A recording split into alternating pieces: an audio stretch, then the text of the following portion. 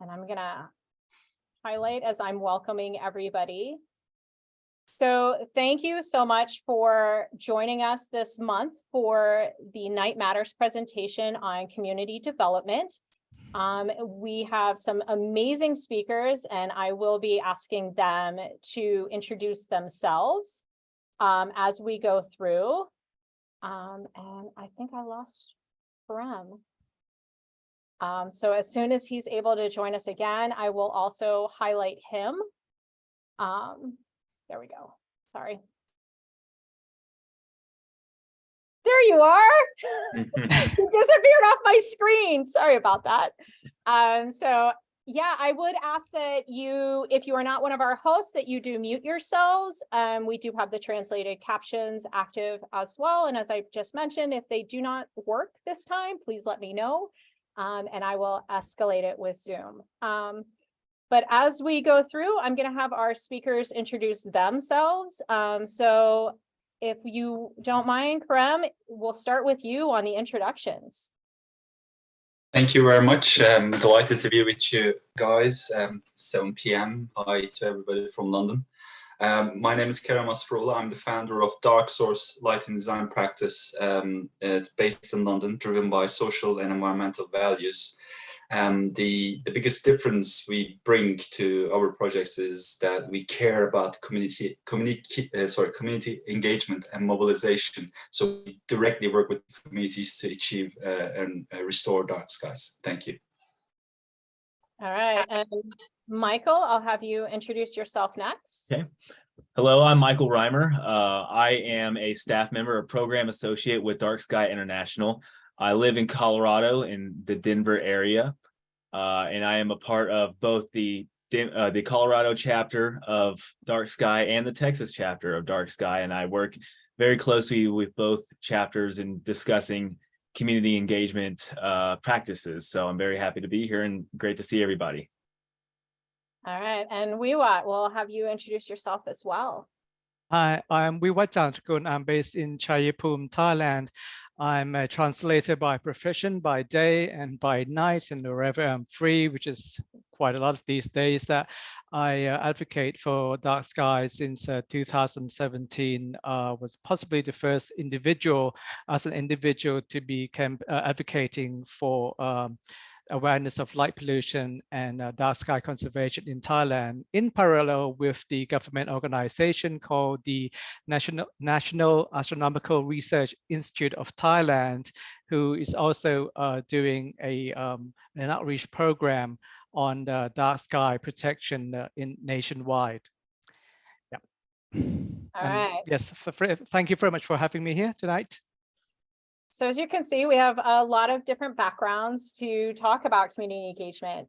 One of the biggest questions that Dark Sky International seems to get is, what are we doing in your communities? And our answer to that is, we can't be everywhere, and we want to be everywhere, and we need you to help us be everywhere. So that's really kind of what we're hoping, is that we can continue to grow our advocates, and we want to give you some hints and tips on how to start the momentum and then keep it going. As we go through, I will be monitoring the chat for questions. We do have some topics that the four of us have decided we want to talk about, but definitely feel free to ask those questions in the chat as well. So to really get started though, how do you get started? That's our first question, and we'll keep to the order that you guys want. It seems like the one that we just introduced seemed to work. So go ahead, Kerem, and get us started on how to get started. I wish there was a template answer to that, because I think everybody stumbles upon this as a chaotic entry. It's just people want to do something, they don't know how to, and they just they have this desire to move towards this field. So that's what makes this field very interesting, is that this movement is not binary. It doesn't only come from a single aspiration of astronomy, or could be also protecting biodiversity or energy efficiency. So it's mostly the question that I get is how do I start? How do we connect with people? I think one important aspect of the dark skies movement is that it presents a certain set of values that resonate with some of us for some reason, that we get drawn to this topic. We're more sensitive to it in comparison to others. And I see there are lots of entry points and crossovers with across several communities. So this is not a one-dimensional field. Reducing the adverse impact of light pollution benefits lots of different communities. So often I suggest, first things first, have you reached out to, the local astronomy club, or the environmental groups, and who are there? If you don't happen to have a directly dark skies community nearby, so you might be actually the person who's going to start it off. I often believe that goodwill goes a long way. So I think with goodwill and good intent and good communication, you can attract people towards your cause. And often what I've seen is that it snowballs after that. It's for example, I can see that Lee from Presteigne is also connecting here. Is like Lee Arlingbohm is the community leader in Presteigne. It's just a project that we just finished. And it's located in Wales, so we're very excited that we're going to submit our dark sky community application soon. And honestly, it started as a very chaotic thing. It was something that these guys, not only few of them, really believed and passionately believed in, and they wanted to do something about this issue because Presteigne had this light pollution problem that was self-inflicted. It wasn't caused by some other town nearby. And as they were looking into how they can connect with other people to get the expertise on board, we got connected. That meant I went down and gave a presentation to the local authority, and then it just became the project. But the most important thing was we never really anticipated how much support and passion we would get from the local authority themselves. Because we have to also remember, this is not about the community, it's also about the authority. But members of the authority happens to be the members of the community as well. So it's about targeting these, gates and gatekeepers to actually trigger a bigger moment. I would have to say a good way to get started is kind of just get started. It's important to us that we tell our new advocates where they can find the dark sky resources that they want. We send monthly newsletters and emails, and we have these meetings, and we talk about the information, and then what do we do with that information? I think the most important place to start is at home. Start applying these principles, the 5 principles for responsible outdoor lighting, in your own house. Take an inventory of your own immediate space to see where can I make improvements around my house. And then you start moving outward. You don't want to tackle, you don't start climbing mountains and go for Everest right away. You want to build up to the big things like a dark sky place or a chapter. So, start small is what I would say. Start with your own house, start with your neighbors. We mentioned last week when we kind of did a pre-meeting for this discussion was reward yourself and reward your neighbors, reward people in your neighborhood who practice good lighting, and point it out to them. Say, hey, your house, you may not know it, but you are practicing these 5 principles. So I want to thank you first and foremost. And maybe you could come up with something like a certificate or a placard for your neighborhood to say, hey, you're practicing what I'm going for here. So let's continue to build on that. People like to be rewarded. So reward yourself, reward others that that will start the conversation. And that's what we're trying to do. We're trying to engage. We're trying to just talk with people. We're not standing on the soapbox at the street corner shouting people down, of course. It's just a pleasant conversation to get started about dark skies and good lighting at our home. Because like Kerem said, it's not just about seeing the stars. It's about conservation. It's about environmentalism, energy efficiency, financial responsibility. It covers this touches everybody's lives. So when you have those conversations, you want to find what's most important to this person. And so that's how I would begin that, practicing skills like that. It really started, that's where you build that engagement. And that's how you get other people to really pay attention to what we're talking about.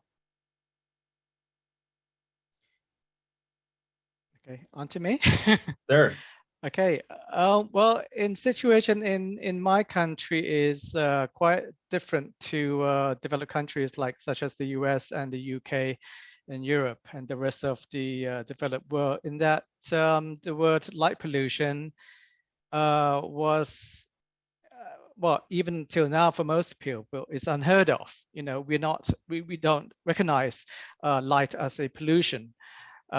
So back in 2017, when I started my page, that was just right after when I submitted a kind of petition to the National Astronomy Institute to conserve the dark sky at the forests in my province, where I've been sort of surveying and thought that it would meet the requirements of the IDA to be a international dark sky. And then at that time, 7 years ago, there was no online resources whatsoever, explaining what light pollution is in Thai. None. All the resources that I could look for, that I could find, was on the IDA website and all the affiliates. So I thought, okay, well, while waiting for the national park that I was hoping to become a dark sky park, might as well learn how to do things, and share that information, share that knowledge with Thai people. And the only way that I knew how to get that word out is to start a Facebook page. And I did that for almost a year, and then it was taken down because my account got blocked, and so I had to restart it back in 2018. Anyway, up until October last year, when the IDA invited me for the first one night online seminar last year, I got over 8,000 followers on my page. I don't contribute to followers and enthusiasts of light pollution awareness and dark sky conservation, because as my experience in communications and media and public relations, that in the serious stuff like environmental conservation and things like this, only a small fraction of the people of the population would be interested in something that is an issue.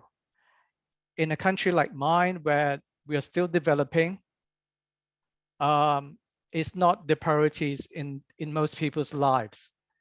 So I would rather get more and more fans to come and watch some related content that is related to dark sky and light pollution, build a fan base, and then hopefully that 1 out of 100 or 1 out of 1,000 would see what I'm trying to say, trying to get to them, to raise the awareness on light pollution and dark skies conservation.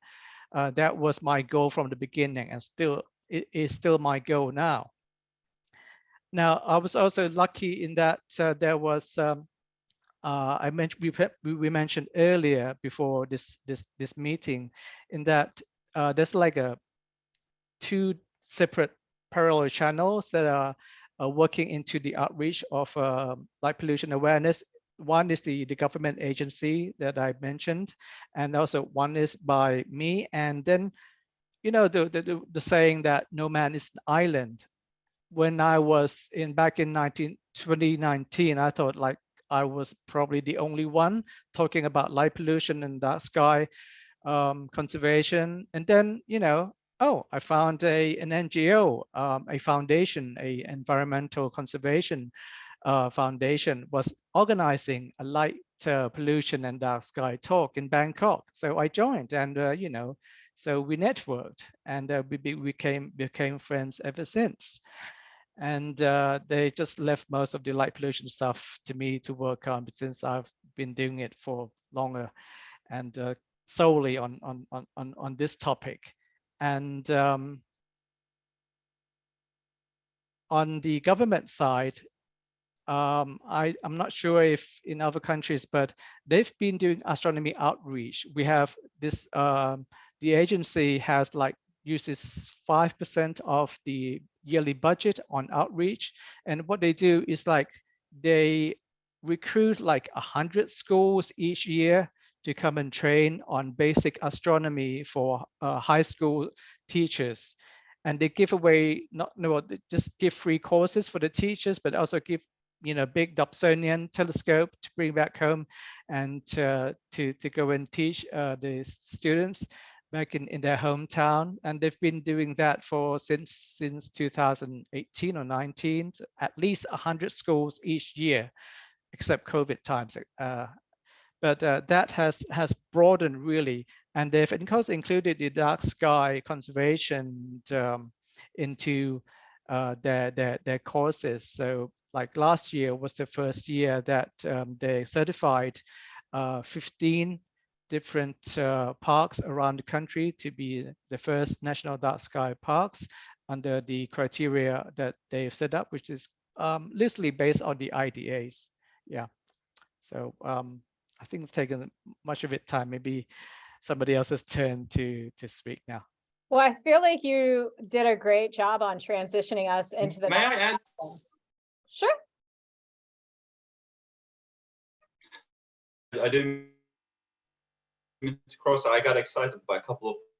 Just wanted to add that as well, because one of the things, for example, the kudos element, that is not enough kudos is given to people who are actually. Kerem, I think you froze a little bit. Sorry. Sorry, do you hear me now? I'm sorry. Yeah, sorry, you froze just a little bit. My connection is very. Oh yeah, sorry. I was. Sorry, you froze again. No, we're having Kerem issues.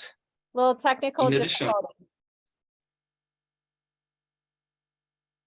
I think the point that he's making, though, is one that we had discussed in our pre-meeting about making sure you're recognizing the good that people are doing in your community. And then you look like you're not frozen, so I'll let you continue, Kerem. I say that. I'm going to walk and talk. I'm going to try a different corner of this place. So, sorry. Right. So what I was trying to say was what Wiwat was saying was very interesting in the sense of like, when was the first time? Like, for example, the first time I ever came to know the term dark skies or light pollution was 2011 when I saw the documentary City Dark. That was an American-made production and featured IDA. Made me understand at that point. I've studied 6 years of design, I was studying Masters of Architectural Light and Design in Germany as well. But I had never, ever heard of the term light pollution, which is incredible, mind-blowing to think. That made me interested in this, so I researched a bit further, found about IDA and their principles and their network. Through that, actually been referred back to Commission for Dark Skies in the UK, which Bob Mizon was leading. Unfortunately, he passed away very recently. I can see Chris Baddeley is also connected. He's another valued member of the CFDS. And, what's mind-blowing in this global era is that, I was a person who was very interested in getting to know about this, but I didn't know the means. And it was an American documentary made thousands of kilometers away from me, reconnected me to the people that were actually nearby. And then we came together and then kind of opened my vision to new stuff.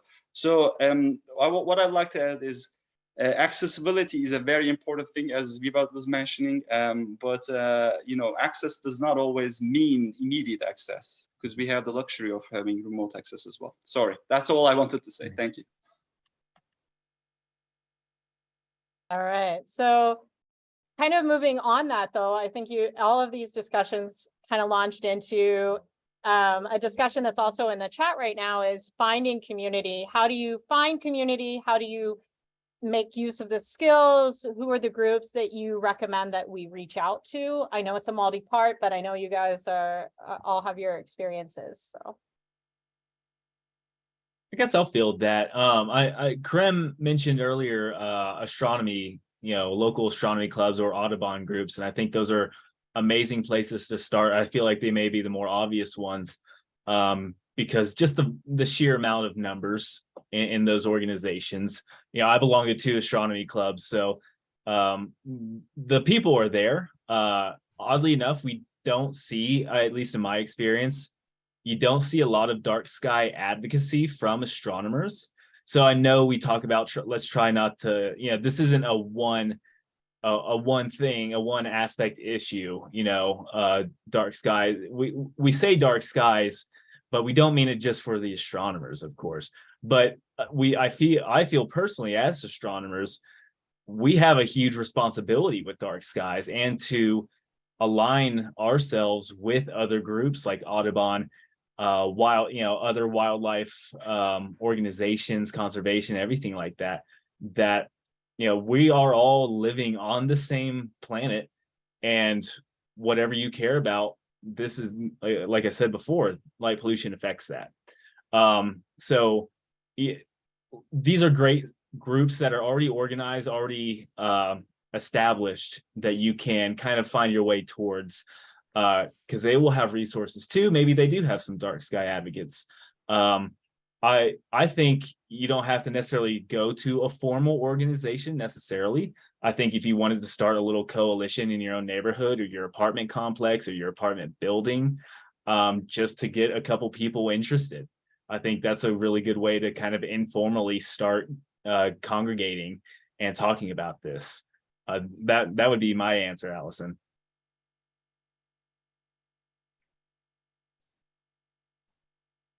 Wiwat, you look like you're ready to jump in on that one. Okay, well, for my country, as far as I've seen, in that astronomy clubs are very, very, very, very few and far between, and mostly would be in high schools where the science teacher is very into it, and some science universities, but they do it as like part of their thesis or just like part of their hobbies, but they don't do outreach. Mm-hmm. I've tried to contact the nearest observatory in the past, and they said they only do outing to that observatory once a year with like a field trip. So they're not very active at all. So we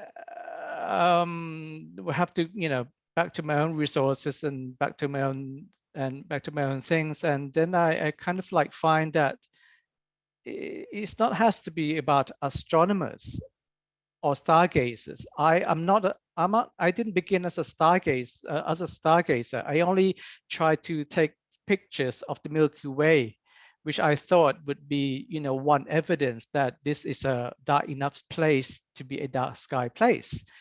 That was my challenge, because before 2017, I did not know how to take a photograph of the Milky Way and stars. I had to learn, and took a dozen times to be able to do it. And but I'm more into like I've been part of Greenpeace. I worked with Greenpeace in Thailand before, so I have some insight into the NGO environmental conservation scene in Thailand. And it turns out that by trying to connect with people in the conservation kind of arena, and I found that there's a lot of potential in that area, in that in Thailand, Thai education system is notorious for over studying, if that's a term, meaning a student not only go to school like 8 hours a day and do 2 hours of homework each day, or weekends they go to tutorial schools for so like 3-6 hours a day, and just try to get a good start onto further education in university and whatsoever. But the levels of competency when they standardize with the rest of the world, we're still like the lowest in the whole of the region, the Southeast Asian region, meaning kids don't have much time to pursue things that they might be interested in. But there are clubs, there are like schools, environmental schools that are like weekend schools conducted by some of these environmental groups to introduce kids, maybe from some from young age or high school age, to some kind of workshop, like go and see lichen and count snails or insects or trees or plants in a nearby park or something. Something that I found Westerners, since I also have been living abroad as well, something that you've been taken for granted since you were kids. You don't even have to have them in your curriculum in your schools to be taught about looking at things in the park and that kind of thing. But in Thailand, we have to, because it's not mostly they're not taught in school. Okay, they're taught in school about the biology, chemistry, physics, but kids only study them to pass exams and not really going explore in the real world. Hardly most of the kids up until high school, they only go to a forest once a year on school trips. And then they have to cram for their test or whatever end of day test that they have to do. They don't get to explore what they might like and that kind of thing. But there are all these few little weekend schools, and I can relate to the potential of these schools and NGOs in that late last year, just right after the one night seminar, I got invited to be part of a coalition called 30 by 30 or 30x30. Is like a goal for the UN and the IUCN to conserve 30% of Earth by the year 2030. And we got 82 parties. We got 82, like one page, mine is one of the 82. There's so many of us that, well, actually, hardly most of us don't know all of us either.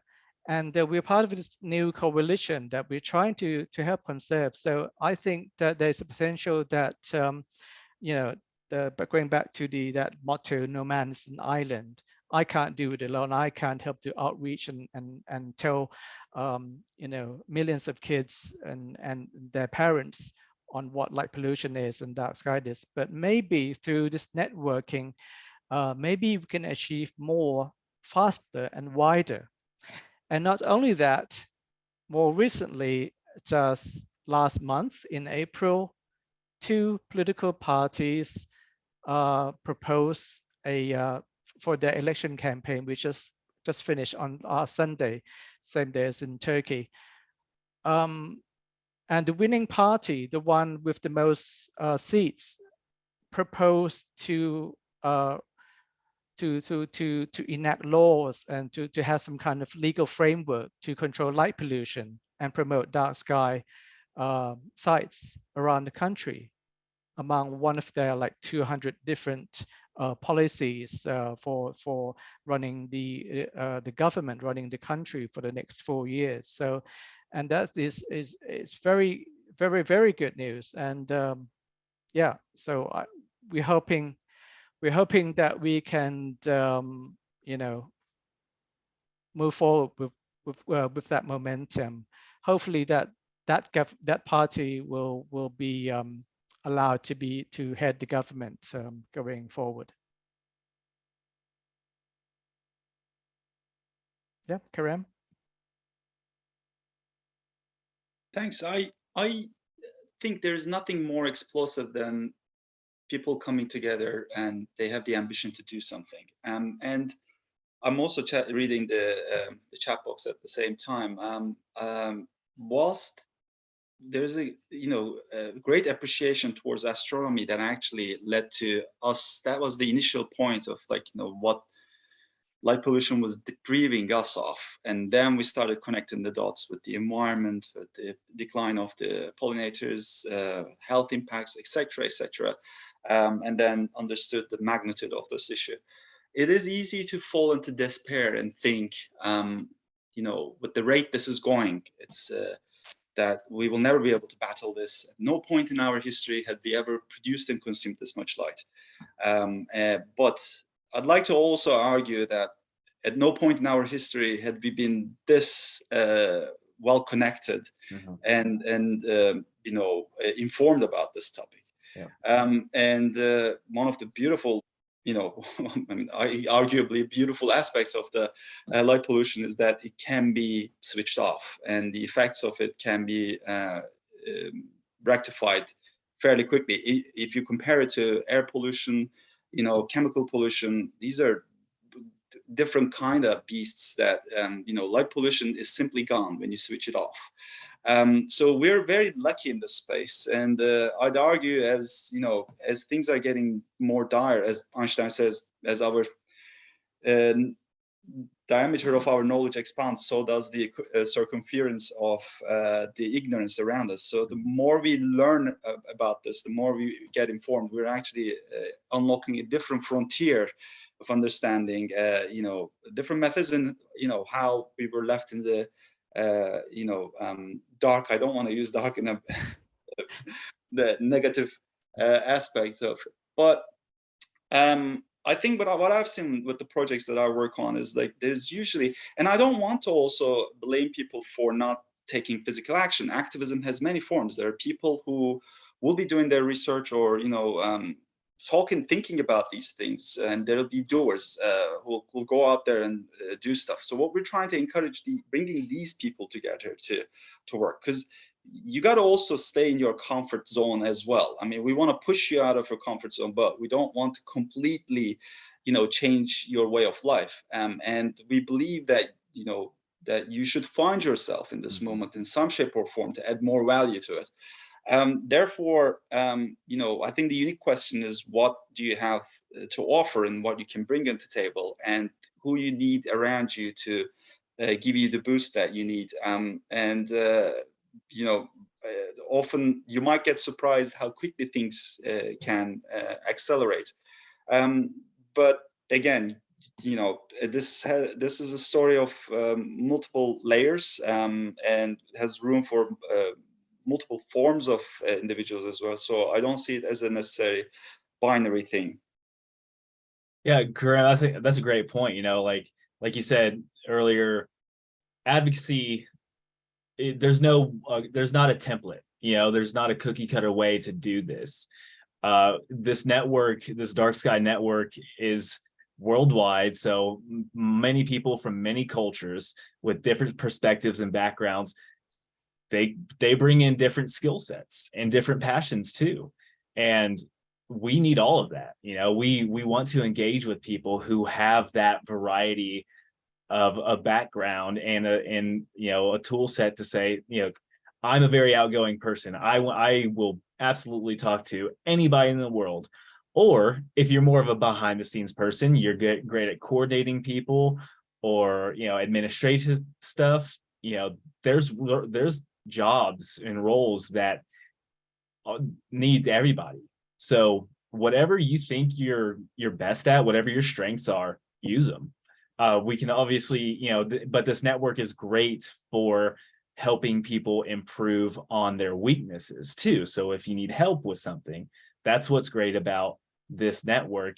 And because we have so many people who are veterans in engaging in their communities, and they see what has worked for them or what hasn't worked, they share these experiences.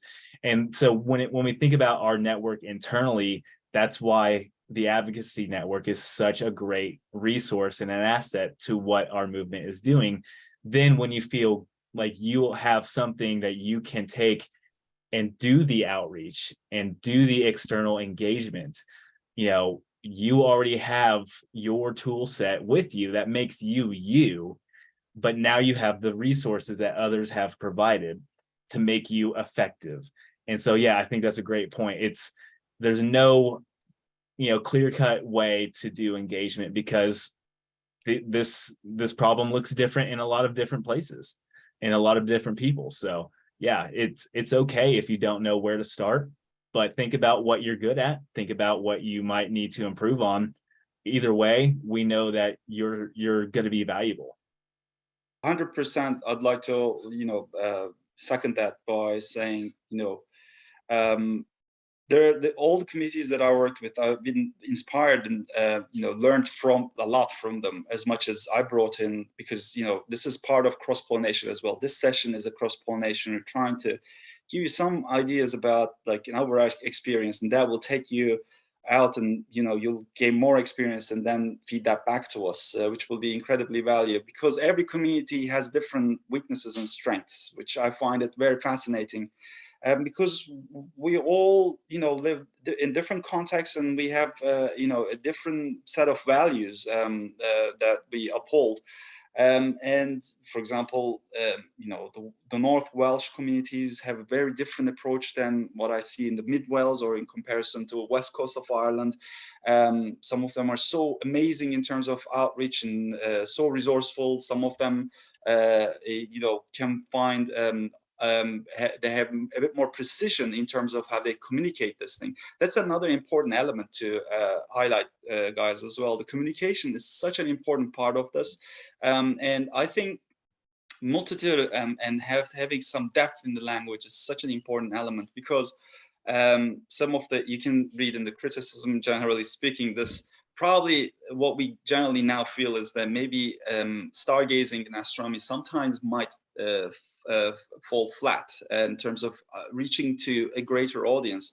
And I see no reasons why you cannot modify that language slightly, have a bit more nuance in terms of finding the shared value that will allow you to, be heard and be understood.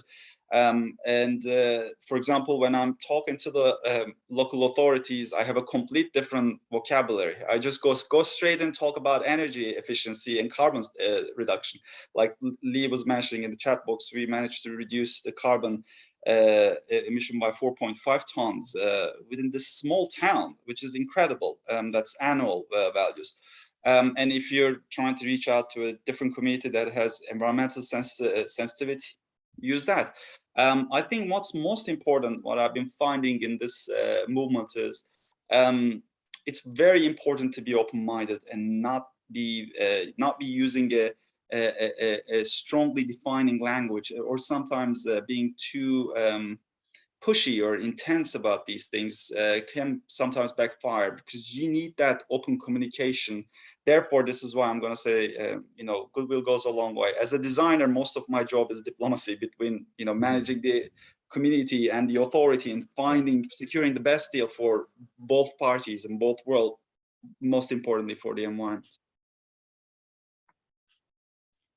And piggybacking on that, one of the questions that I was DM'd was about reaching government officials specifically. And I know we've had that a bit in our answers, but, especially since we have somebody from my former stomping grounds of Pennsylvania here who works with one of our state senators from that region, which thanks for being here.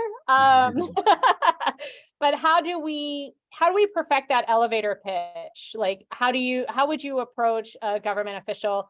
And do you have different approaches for somebody at like a town level versus a state versus a country versus the UN? Like, how do you learn to address that and talk?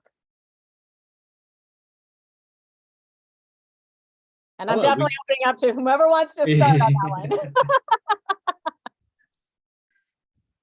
You want to pick up the hand grenade, Michael? Well, so in my very limited experience of talking with politicians, and the policy makers out there, I feel like the best way to go about it is to treat them like they're your neighbor, because they are. These are the people that, depending on where you are, represent you. And so by that token, you want them to hear what your concerns are. You want to hear what your message is.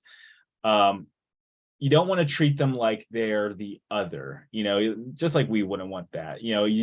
They're not on the pedestal. They're not beneath us. They're just a person who is trying to do what is in their mind the best for your community, your city, state, country, whatever. So, but they don't know everything, which I don't think I have to tell anybody here that.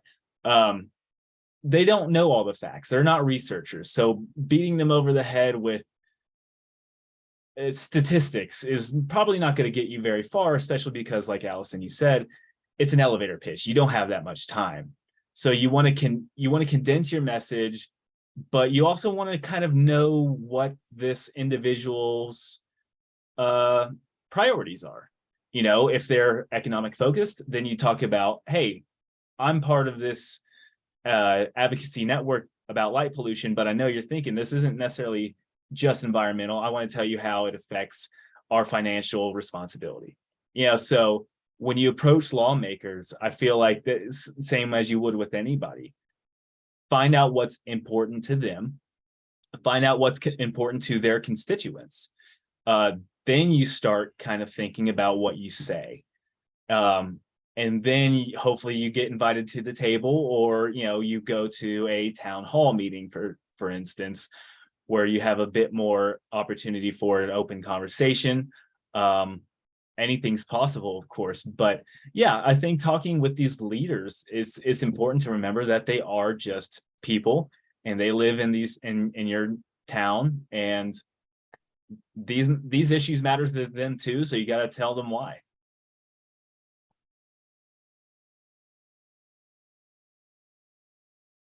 Any other additional thoughts from anybody?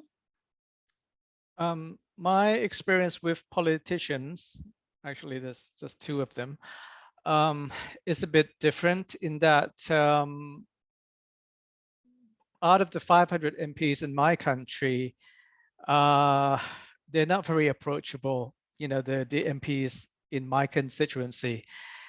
So in regards to environmental concern, I would go for like-minded persons, whatever party, whatever constituency that he or she may belong to. And the MP at a time that I approached directly was the MP who talked about tackling the PM 2.5 particulate matter pollution in Bangkok about 3 years ago. And me as I have a background in automotive journalism, so I, knew something about transportation and things like that. And I just wanted to give her some input on how she might address the issue that was ongoing, the discussion and debate going on in the parliament at the time. And so we connected at that level, having a shared, a common ground that we care about the environment. And, so we got to know each other. And then we got to learn that we also have a few common friends, one of which is the leader of the foundation, which has been, instrumental in creating light pollution awareness in the country. So yeah, we basically became friends on the tackling light pollution in the country. So it doesn't matter that she's like 500 miles away in different part of the country, and I've never voted for her party before. But we can talk. We're speaking the same language. Mm-hmm. And I invited her to be on the same seminar, online seminar that I organized a couple of years ago during COVID. And we kind of like network with 13 other different parties, and we networked and then find some new friends and alliances who are still, most of them are still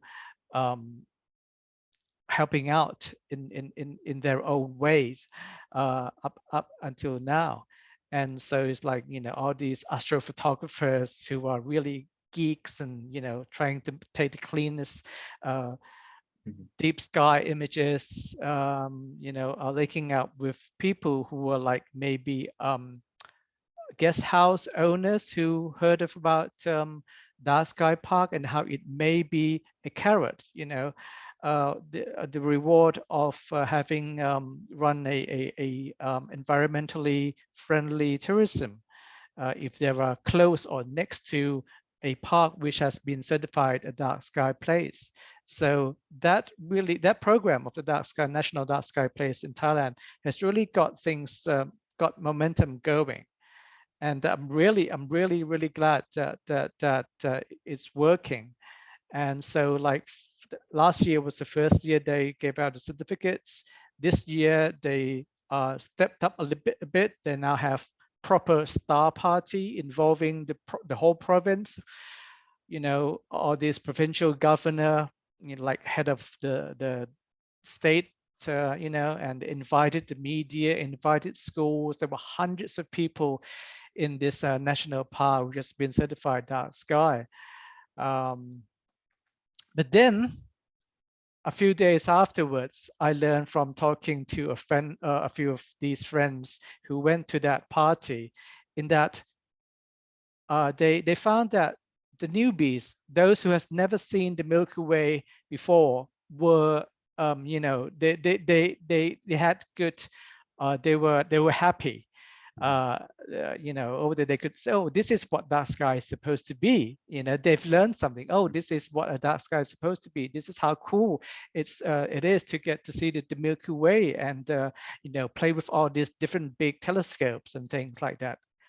But on the other hand, those who are more have experience, going to dark sky places and take pictures of their own, they were disappointed there was some light pollution in the area, especially in the direction of where the Milky Way was coming up. And it was also not helped by the worsening wildfire that was in the our summer. It is our summer season, but it was dry, and then farmers, they just burn their farms to get rid of all the weeds and things because they don't have the manpower to chop everything up. And not just in our country, all the neighboring countries in Myanmar, in Laos, in Cambodia, and even of course from like Indonesia also have a haze issue affecting the night sky. And besides, like how is this going to be sustainable? How can we have a class 1 bottle scale national dark sky park who is aiming to be an international dark sky park on the border with Cambodia, but they also have fire issue every single summer for the last decade, and because of the tourism that brings in, the dark sky tourism, all these all this new tourism, and they don't know about light pollution and control. They have all these light bulbs, and you've seen in movies, and they all they come in. Oh, wait, it's dark sky park. There are more tourists coming in, so they're building new guest houses and little resorts right next to the national park, and they're adding more light pollution. So new opportunity, but also come with new challenges as well.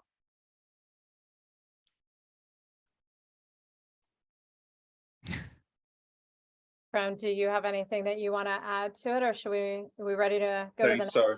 I thought I unmuted myself. My suggestion, like, I think you have to put yourself in the shoes of a politician. You have 4 or 5 years. You have a very short span of time. You may not get a second term. So you gotta sell something very quickly.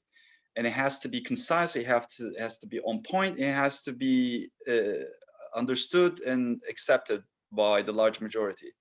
And that's our, my suggestion is to, if you ever find yourself, in an elevator with a politician or a decision maker, try to really appeal them to this by making it sound as practical as possible, because it is.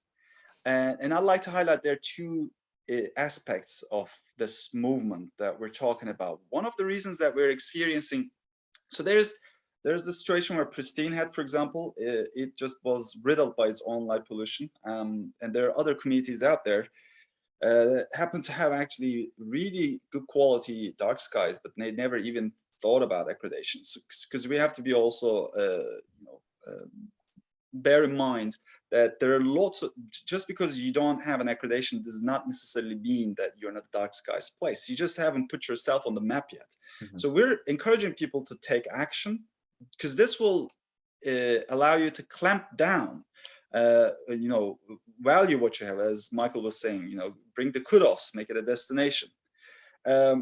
That's number one, because, eventually this issue will come to bother you as well. Even if you're in a very remote part of the world, photons don't necessarily need, passports to travel, so they will come find you wherever you are. On the other hand, it's actually, I'd say, practically easier to solve a light polluted town issue if it's self-inflicted, because it's a matter of really reconsidering what lighting is doing. And with a new approach, you can completely rectify it. What I find it most annoying and difficult is you might be a very diligent, hardworking community, believes in dark skies. You might happen to be located maybe just at the outer edges of New York or London. And that's really frustrating, because, you're just, the party is basically, being killed, destroyed by these people. It's not even your, it's caused by you. It's somebody else is ruining for you. Therefore, it's very important to bring this movement to the urban centers, and it can have very humble beginnings. The International Dark Sky Association created this dark sky place that actually has very achievable targets for urban communities. So what I always say is find the dark patch that happens to have a kind of public merit, that is accessible park, etc. That's a place that, it's gives you a breathing space at night, and maybe like start expanding from it.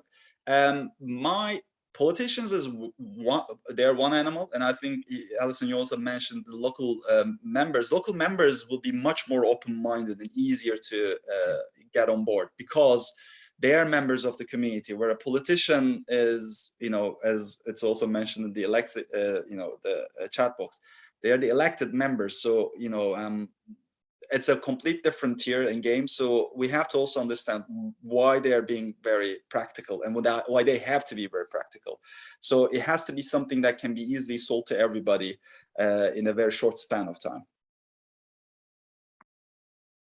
All right, as we get ready to go, we have a few more minutes. I've been trying to answer questions, and I know we've all been paying attention to the chat box as we're speaking as well. If you have any questions we haven't answered, please feel free to put those in the chat.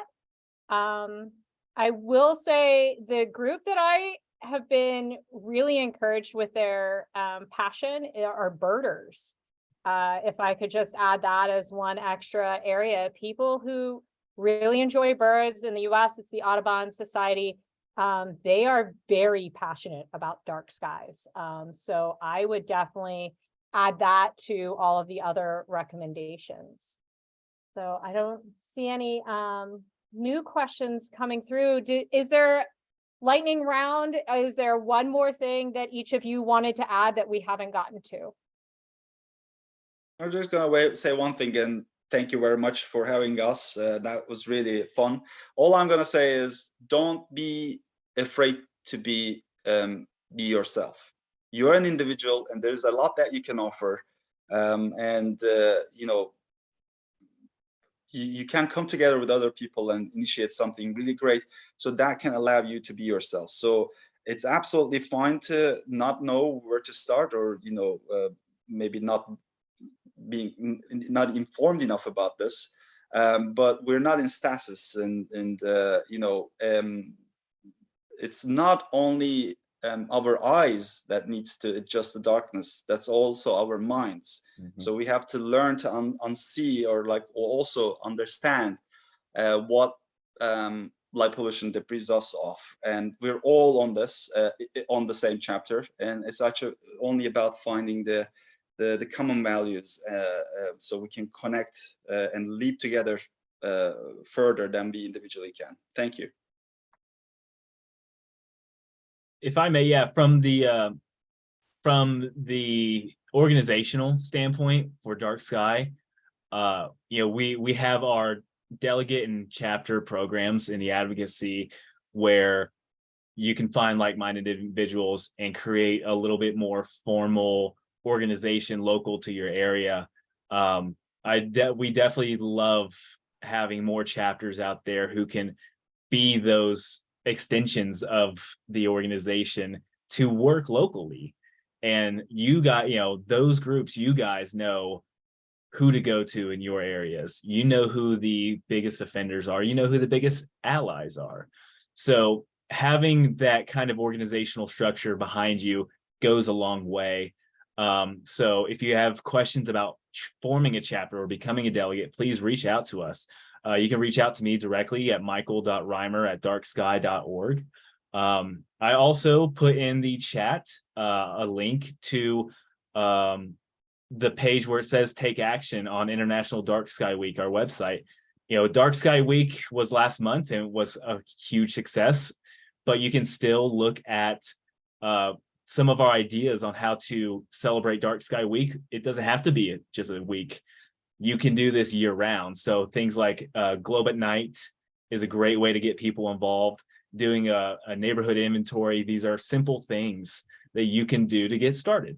So please check that out. If you can't find that, please again reach out to me about any of those things I just mentioned. But again, thank you all very much for joining. And this is one big community, and it's great to be engaged with everybody because people are interesting and people are interested in this. So what needs to be said about being excited about it? So thank you. All right, and Wiwat, if you want to add your thought with just one quick interruption, Michael, can you post the link to our advocate Slack as well? I certainly will. Give me just a moment. All right, Wiwat, go ahead. Well, I don't really have anything to add for networking in other countries, but my next step is that within this month in May, I'll have a meeting with the 30 by 30 coalition and try to work out how Dark Sky might be part of the coalition's plan to help conserve the environment in Thailand. And maybe I have to devise some carrot and stick some measures, stick as in like don't pollute, or there's some, stick. But I think I will try to prioritize offering carrots to anyone who can, you said, Kerem, that controlling light pollution is very good for energy conservation, and that is one thing that everybody can understand. So maybe I have to devise some kind of that kind of a measure, kind of a carrot strategy for people to engage with. Yeah, thank you very much.